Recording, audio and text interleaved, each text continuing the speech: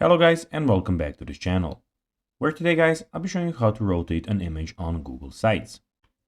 Now guys, the first thing that you actually need to do is go on Google and type Google Sites and click on the first link that pops out, or go to sites.google.com and you'll be greeted by a website like this.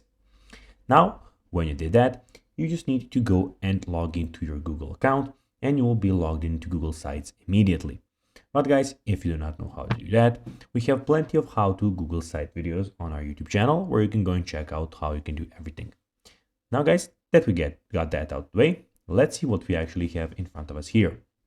So as you can see here, we have the official website of Google Sites where we have a lot of different options.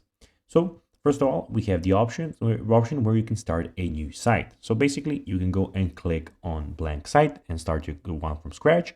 Or guys, you can go and see some other options that you can get. So family update, portfolio, event, help center, or project. So basically you can go and click on one of those.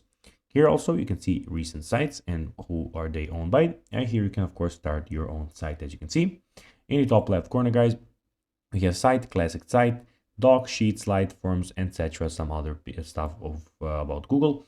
And in top right corner we have everything about your Google, where you can go of course and log out if you want. Now guys, let's see how you can actually go and rotate an image on Google Sites. Well, first of all, you need to go and drag and drop a picture to your site. Then you can see that we have some options here. So we have the option to crop, to uncrop, insert the link, duplicate, remove. We have options to replace an image, alt text, and add caption, but we don't have the rotate option.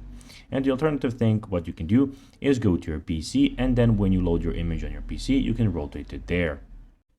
So guys, that will be everything for this video. I hope that you found this video informative. If you did, don't forget to like this video, share it, subscribe to the channel, and put the notifications on. And guys, as always, I'll be seeing you in the next video. Bye guys.